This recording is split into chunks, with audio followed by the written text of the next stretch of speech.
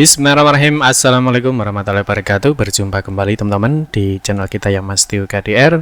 Oke teman-teman, di kesempatan kali ini kita akan berbagi informasi kembali ya, masih di seputar penerimaan untuk murid baru teman-teman ya, khususnya di jenjang SMA ataupun SMK negeri se-Provinsi Jawa Timur tahun 2025 ini. Nah, dalam kesempatan kali ini teman-teman, kita akan berbagi informasi ya mengenai kartu keluarga ya, atau KK. Ini banyak sekali yang mungkin masih bingung ya, atau mungkin ada yang ditanyakan. Nanti kita akan membahas mengenai kartu keluarga yang bisa digunakan untuk pendaftaran. Ya, tentunya di sini nanti ada kapan sih batas tanggal KK yang bisa digunakan untuk melakukan pendaftaran ya. Sebenarnya bukan pendaftaran teman-teman ya. Jadi lebih tepatnya sebenarnya kan untuk proses pengambilan PIN. Ya, jadi intinya seperti itu. Yang kedua, KK yang lebih dari 1 tahun itu bagaimana? Jelas aman ya. Kalau poin 2 ini KK lebih dari 1 tahun. Nah, ini juga belum tentu aman ya, tapi nanti di dalamnya harus jelas datanya. Yang ketiga, yang mungkin tanya adalah ini ya, jadi KK yang kurang dari 1 tahun itu bagaimana? Apakah nanti bisa digunakan apa tidak? Dan yang terakhir, KK yang dari luar Jatim ya, bisa nggak sih KK luar Jatim itu bisa ikut pendaftaran SPMB ya di Jawa Timur? Nah, mungkin ada juga yang bertanya mengenai barcode ya, Pak, apakah KK-nya itu harus barcode apa tidak ya? Seperti yang kita ketahui bahwa untuk KK itu kan ada yang barcode, ada yang tidak. Nah, tentunya nanti kita akan bahas di beberapa informasi mengenai kartu keluarga yang nanti akan digunakan untuk proses pengambilan PIN ya, dan untuk pendaftaran di SPMB Jawa Timur tahun 2025 ini. Baik rekan-rekan semua, kita ingatkan kembali ya, bagi kalian yang baru pertama kali ya bergabung di channel ini, atau mungkin baru melihat channel ini, jangan lupa ya klik tombol like ya, silahkan klik tombol subscribe dan bunyikan lonceng notifikasinya ya, biar Anda selalu mendapatkan informasi pertama kali dari kami. Bagi kalian yang suka baca berita, silahkan kunjungi saja di laman resmi kita mastiukdr.com. Di sini kita akan berbagi informasi ya, khususnya di seputar dunia pendidikan. Selamat menikmati informasi dari kami dan semoga informasi ini bermanfaat ya untuk kita semua.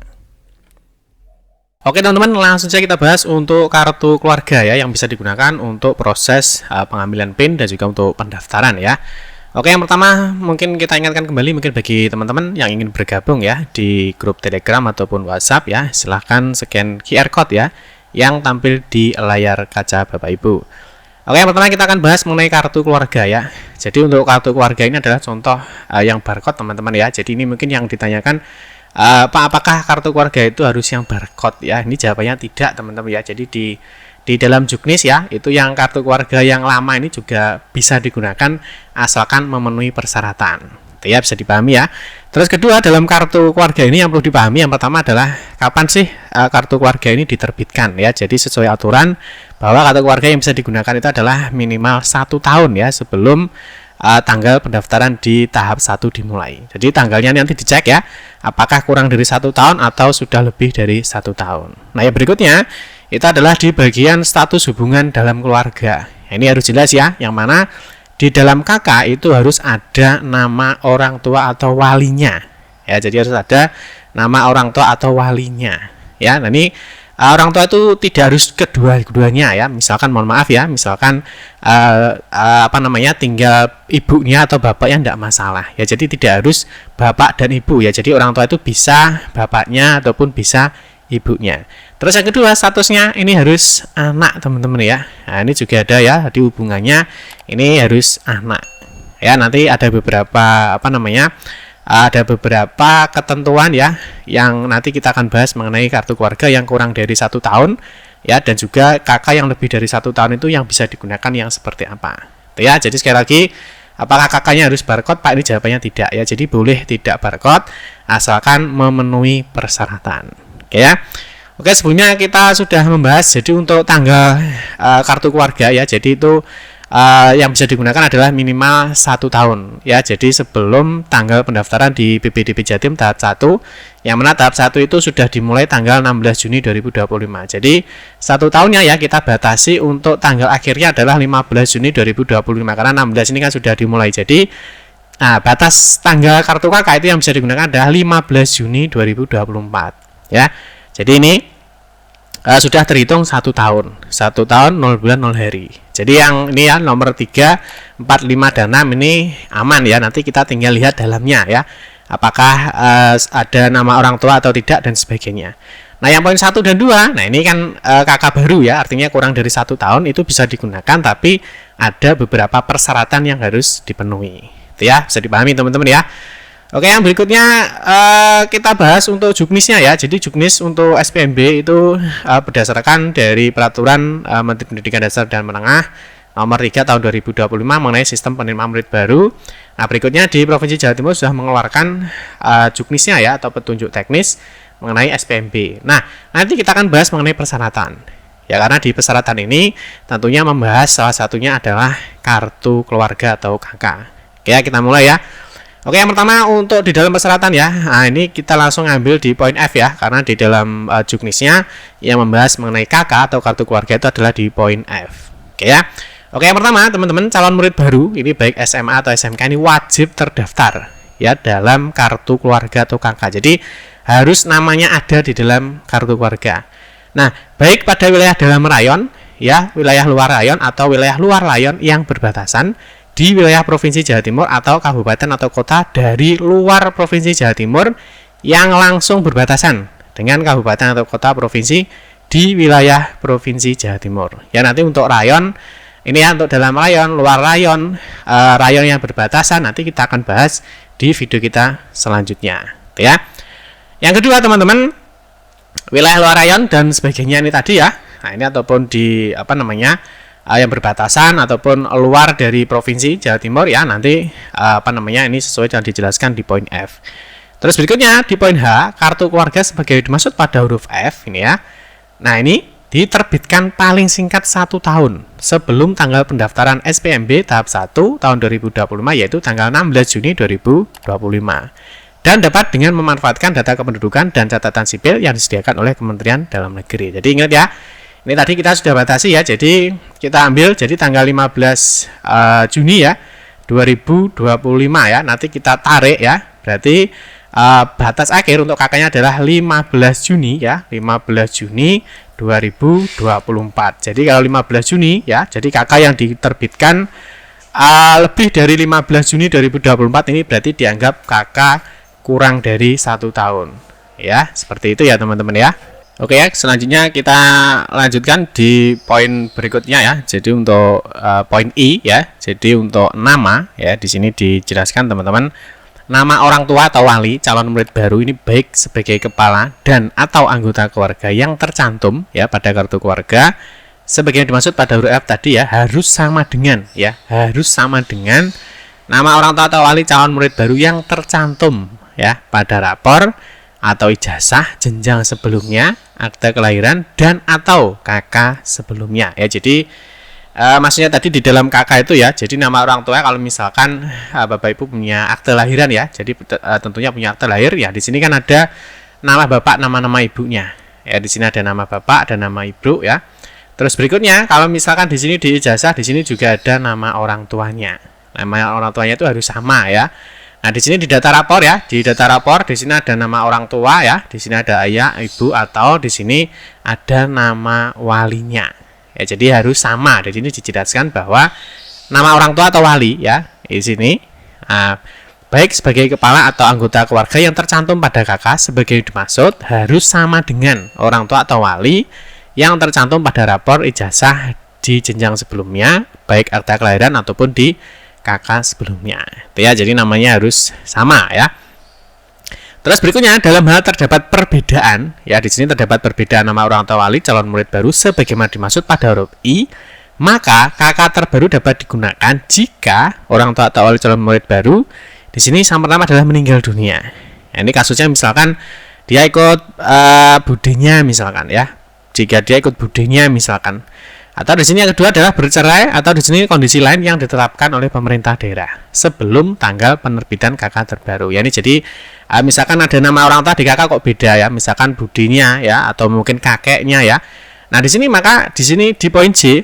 Nah, di sini dengan kondisi ini ya, apakah mohon maaf ya, apakah orang tuanya meninggal ya, atau bercerai ataupun di poin 3 ini. Nah, di sini maka harus dibuktikan ya. Nah, orang tua atau wali calon murid yang meninggal dunia ya sebagai dimaksud pada huruf J angka 1 atau bercerai sebagai dimaksud pada huruf J angka 2. Nah, ini dibuktikan dengan akte kematian atau akte cerai. Ini misalkan mohon maaf ya, misalkan keluarganya bercerai, ya, yang diterbitkan oleh instansi yang berwenang, ya. Terus berikutnya di poin I, dalam hal kartu keluarga sebagian dimaksud pada huruf F tidak dimiliki oleh calon murid baru karena keadaan tertentu, ya. Jadi murid baru ini tidak memiliki kakak karena keadaan tertentu, maka dapat diganti dengan surat keterangan domisili atau SKD, gitu ya. Nah, tapi di sini dijelaskan bahwa yang diterbitkan oleh lurah atau kepala desa atau pejabat setempat lain yang berwenang tanpa dibatasi masa mulai berdomisili yang menerangkan jenis bencana yang dialami dan melampirkan fotokopi surat keterangan dari Badan Penanggulangan Bencana Daerah atau BPBD setempat tentang status keadaan bencana. Jadi masih seperti tahun sebelumnya, ya, bahwa untuk surat keterangan domisili itu hanya bisa digunakan dengan keadaan tertentu. Nah, keadaan tertentu yang dimaksud apa?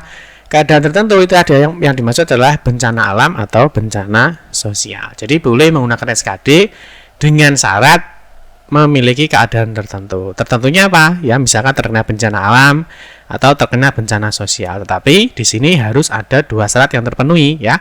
Yang pertama ada surat keterangan domisili, ya. Ini yang diterbitkan oleh lurah. Dan yang kedua, di sini harus ada surat keterangan, ya, di sini atau surat keputusan dari BPBD yang menerangkan tentang status keadaan bencananya. Ya, bisa dipahami ya sampai sini, ya. Oke, yang berikutnya di poin berikutnya di sini dijelaskan dalam hal terjadi perubahan data KK. Ya, jadi ada KK-nya itu ada perubahan dalam kurun waktu kurang dari 1 tahun. Jadi ada tentunya ada beberapa calon murid, ya, tentunya yang memiliki KK baru dan bukan karena perpindahan domisili. Jadi dia ada ada perubahan data tapi tidak merubah domisilinya atau tidak merubah alamatnya. Nah, dapat digunakan sebagai dasar seleksi. Jadi kalau misalnya kakaknya baru, ya, tetapi tidak merubah atau domisilinya atau alamatnya, maka tetap bisa digunakan. Nah, tetapi di sini di poin O dijelaskan bahwa yang tidak menyebabkan perpindahan domisili sebagai dimaksud dapat berupa penambahan anggota keluarga. Bisa penambahan atau bisa juga pengurangan. Ya, kalau misalnya penambahan, misalkan ada tambah keluarga misalkan, ya, atau mungkin kalau pengurangan di sini misalkan ada yang meninggal dunia, ada yang pindah, atau mungkin ada yang sudah menikah, jadi pecah kakak, itu ya. Jadi itu tidak menyebabkan perpindahan domisili, ya, karena ada penambahan atau pengurangan di anggota keluarga, ya. Terus berikutnya kakak baru yang hilang atau rusak. Nah, kan kalau hilang atau baru kan hilang atau rusak kan tidak ada tidak ada perpindahan domisili, itu ya. Nah, berikutnya dijelaskan dalam perubahan data pada KK sebagian dimaksud pada huruf O, maka harus disertakan di sini, ya, KK yang lama bagi penambahan atau pengurangan anggota keluarga atau rusak. Jadi kalau KK-nya ada penambahan anggota atau pengurangan anggota keluarga, ya, atau rusak, maka disiapkan KK yang lama. Paham, ya? Terus berikutnya untuk surat keterangan kehilangan dari kepolisian apabila KK-nya hilang. Dan ini harus dipahami, ya, misalkan kakaknya kurang dari 1 tahun tetapi ada perubahan data KK yang tidak menyebabkan perpindahan domisili, itu ya. Terus berikutnya ini yang sebaliknya, ya, ketika ada perubahan data, ya, jadi kurang dari 1 tahun, ya, misalkan diterbitkan di atas 15 Juni 2024, ya. Nah, itu karena perpindahan domisili, ya. Kalau ini kan, kalau tadi kan tidak menyebabkan perpindahan domisili. Kalau di poin P ini dijelaskan bagaimana ketika terjadi perpindahan domisili. Nah, maka harus disertai dengan kepindahan domisili seluruh keluarga yang ada pada KK tersebut. Jadi, satu KK ini semuanya ikut pindah. Itu tetap bisa digunakan. Terus bukti yang dibawa apa, Pak? Nah, dalam hal perubahan data KK, ini tadi, ya, yang dimaksud huruf P, ini, ya, P apa ini, ya. Dalam satu sebagian dimaksud pada huruf P ini harusnya, ya. Nah, ini maka harus disertakan dengan KK lama. Jadi nanti semua datanya, ya, jadi yang ada pindah domisili satu keluarga itu bisa digunakan, ya, tapi nanti yang dibawa adalah KK baru dan KK lama. Itu ya, teman-teman, ya. Jadi harus bisa dipahami. Terus berikutnya bagi calon murid yang berdomisili di lembaga pondok pesantren, panti asuhan atau panti sosial, ini dibuktikan dengan surat keterangan domisili dari lembaga, ya.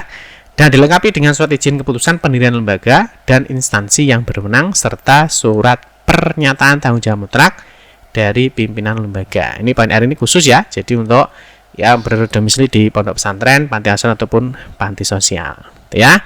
Terus berikutnya ini di poin S ini juga masih menerangkan yang kondisi di pondok pesantren, ya.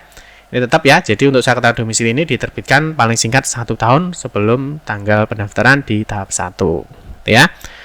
Terus berikutnya teman-teman, untuk bagaimana dengan kakak yang luar Jatim Pak. Jadi mungkin ada ya anak-anak mungkin yang saat ini mungkin dari luar Jatim, itu bisa nggak sih ikut PPDB di Jawa Timur ya, itu yang mungkin yang menjadi pertanyaan. Nah di sini teman-teman, bagi teman-teman ini dijelaskan di poin F tadi ya. Jadi bagi khusus yang di luar Jatim itu bisa dengan syarat di sini teman-teman ya. Nah, jadi harus yang berbatasan ya. Jadi di sini atau kabupaten atau kota dari luar provinsi Jawa Timur yang langsung berbatasan dengan kabupaten atau kota provinsi di wilayah Jawa Timur. Ini yang bisa ya. Nah di sini teman-teman yang dimaksud itu bagaimana Pak contohnya? Jadi contohnya seperti ini. Ini ada peta provinsi Jawa Timur teman-teman ya. Nah kalau kita lihat teman-teman, batas untuk provinsi Jawa Timur ya, di sini di di sebelah selatan itu Laut Jawa ya, jelas nggak ada kabupaten kotanya. Di sebelah utara ada Selat Bali di timur teman-teman. Terus berikutnya sebelah utara di sini berbatasan dengan Laut Jawa. Ini yang ada, nah ini ya, yang ada kemungkinan adalah yang di sebelah barat, yaitu berbatasan dengan provinsi Jawa Tengah. Ya, jadi yang di luar Jatim ya, luar Jatim ya, itu yang bisa adalah yang berbatasan kabupaten atau kota yang langsung. Nah ini yang menjadi adalah di provinsi Jawa Tengah. Ini ya. Nah kita lihat yang harus berbatasan langsung. Nah ini pengecualian untuk yang jalur mutasi teman-teman ya. Kalau jalur mutasi itu sudah beda ya, karena harus ada SKPD-nya ya. Nah di sini teman-teman, untuk yang di luar Jatim yaitu kalau tidak berbatasan langsung, nah itu tidak bisa. Jadi yang berbatasan langsung teman-teman ya. Jadi sini adalah Jawa Timur ya, ini Jawa Timur. Nah ini Jawa Timur. Yang berbatasan langsung di sini ada Kabupaten Rembang. Ya, jadi Kabupaten Rembang ini karena berbatasan langsung dengan Jawa Timur, makanya nanti bisa dia ikut ikut SPMB di Jawa Timur ini. Ini ada Blora ya, ini Blora, ini daerah Blora apa bukan ya? Ini daerah Blora, ini bisa. Terus ini ada Sragen, terus ini ada Karanganyar ya di sini. Nah, terus di sini ada Wonogiri. Ini ya, jadi yang daerah berbatasan dengan Jawa Timur ya, kabupaten atau kotanya berbatasan langsung dengan Jawa Timur, maka di sini bisa ikut SPMB Jatim. Ya, kalau misalkan di sini Pak Salatiga tidak bisa karena tidak berbatasan. Ini kan Salatiga kan masih ada Sragen, ada Purwodadi dan ini ya, jadi tidak bisa. Ya, pokoknya yang berbatasan langsung dengan Jatim nanti bisa. Nah, ini nanti hubungannya dengan apa, Pak? Nah, itu nanti hubungannya dengan pengisian data ini, teman-teman ya. Jadi nanti ketika mengisi data kan ada provinsi ya. Ada provinsi, ada kabupaten atau kota, ada kecamatan, ada desa, ada kelurahan. Nah, nanti ketika pilih provinsi Jawa Tengah itu yang ditampilkan di kabupaten atau kota, ini hanya kabupaten atau kota yang berbatasan langsung dengan Jawa Timur ini. Ini ya, nanti kita kasih contohnya ya. Untuk kabupaten kota atau yang muncul itu hanya ini. Jadi yang muncul ini. Jadi kalau selain ini tidak bisa, jadi tidak bisa dipilih. Itu ya, bisa dipahami teman-teman ya. Jadi yang berbatasan langsung dengan provinsi Jawa Timur ya. Jadi nanti ketika pilih provinsi kan dari Jawa Tengah ya, karena kakaknya Jawa Tengah, kabupaten kotanya nanti yang muncul hanya kabupaten atau kota yang berbatasan langsung dengan provinsi Jawa Timur. Itu teman-teman ya, mungkin informasi tentang kartu keluarga. Terus ini tadi ya, batasan untuk kartu keluarga. Jadi ada yang kakak 1 tahun ya, ada kakak yang kurang dari 1 tahun ya. Teman-teman harus bisa membedakan. Misalkan kakak dalam 1 tahun itu bisa enggak ya. Nah itu tergantung dari isinya ya, apakah di dalamnya itu anaknya ya, nah, statusnya sebagai anak. Terus ya di dalam kakak itu ada nama orang tua atau walinya, yaitu seperti yang sudah kita jelaskan tadi. Jadi meskipun 1 tahun itu juga harus dicek ya, misalkan ada ikut kakeknya, ikut budenya, itu harus di cross check ya untuk data kelengkapannya ya. Misalkan kakaknya sudah 1 tahun.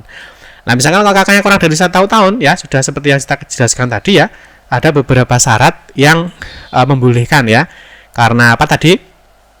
Ada perubahan kakak yang tidak, ada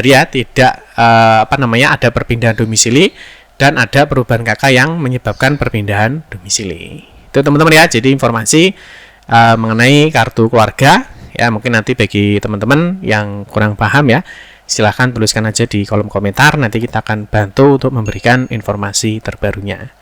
Oke teman-teman, demikian informasi yang dapat kami sampaikan ya. Mohon maaf jika ada salah-salah kata dalam memberikan informasi dan penjelasan.